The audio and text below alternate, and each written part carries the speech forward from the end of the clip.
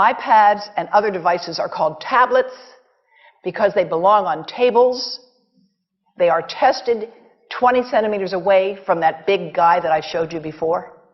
20 centimeters away. They are not approved to be held in the laps of little children, although millions of kids are having them now in schools because the people involved in educational technology and those involved in public health research are not talking to one another.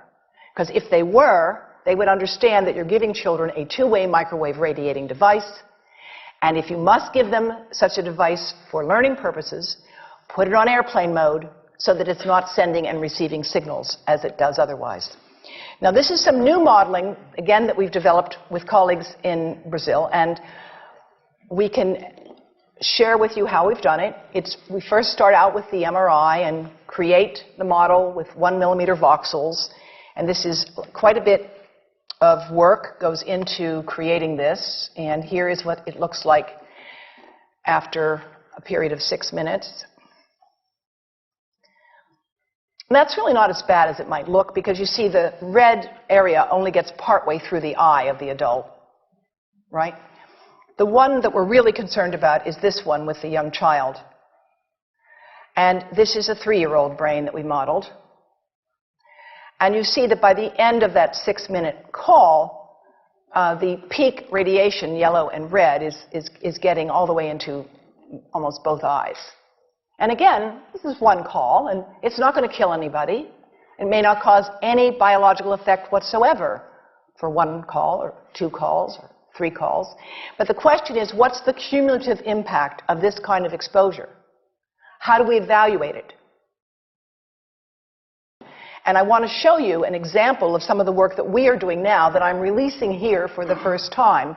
And this is a modeled microwave radiation dose of a 6-year-old with greater levels to the frontal and temporal lobes, eyes and cheek. And watch this here. Now, yellow, white, and red are the hottest, all right? And if you look carefully, you will see it's going into the eye, the nose. Do it again, just so you'll get to see it. And partly into the brainstem.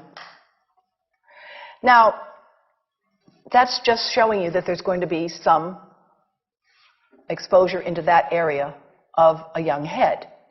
It doesn't tell you that there's any biological effect, right? Now, the next slide is going to show you something that might be of interest to students and faculty here. And that has to do with exposure to the reproductive organs. We call them the gonads. I think you say the testicles. And bone marrow. And look here at the radiation as it gets into the groin area. And that's just from having a mobile phone modeled into the pocket. And this, again, is based on a normalized SAR with I think we had a dipole antenna. Now, the breast. The breast is mostly fat, contains a lot of fluid. Things that contain fat and fluid cook faster in the microwave oven. Now, a cell phone can't cook anything, all right? Mobile phones do not pop popcorn. That was a fraud. They don't make any heat that we know of, otherwise they wouldn't be permitted. But they do go through things that contain fat and fluid.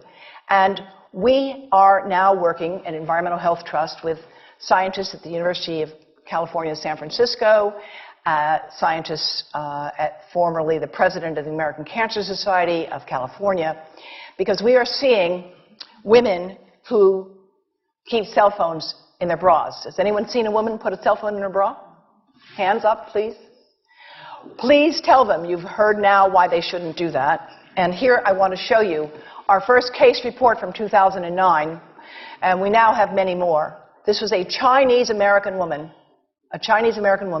who used her cell phone 4 hours a day in her bra for 10 years while she was driving. Now, and you drive with a phone on your body. The phone is smart. It's going to go from one tower to another, and it's going to say, here I am, where are you, here I am. And it's going to be going to max power each time it moves from one cell tower to another. And there it was right next to her chest. And the tumors that developed right under the antenna of the phone. unusual tumors. But in the meantime, people have a right to know how you can minimize exposure. And again, I think this information is available on our website, will be available on yours. Remember, if you have to give a phone to a child, put it on airplane mode. And think about this. That microwave oven, it works because there's a metal box around the microwave signal, and the signal pings all over the place. Next time you get into an elevator or a train for any length of time, put your phone on airplane mode. Otherwise, that signal is going all over the place, magnifying and coming back. Keep the mobile phone away from you when it's on and you are asleep. Now, it takes a village to do a lot of things. These are some of the people whose materials I've used today with their permission, and I can't read this list to you, but I want you to know that I feel really honored to be working with some of the most talented people in the world on this issue. And they have given me permission to share these materials with you. And I leave you with this thought from Albert Einstein. The world is not dangerous because of those who do harm, but because of those who look at it without doing anything. So, thank you.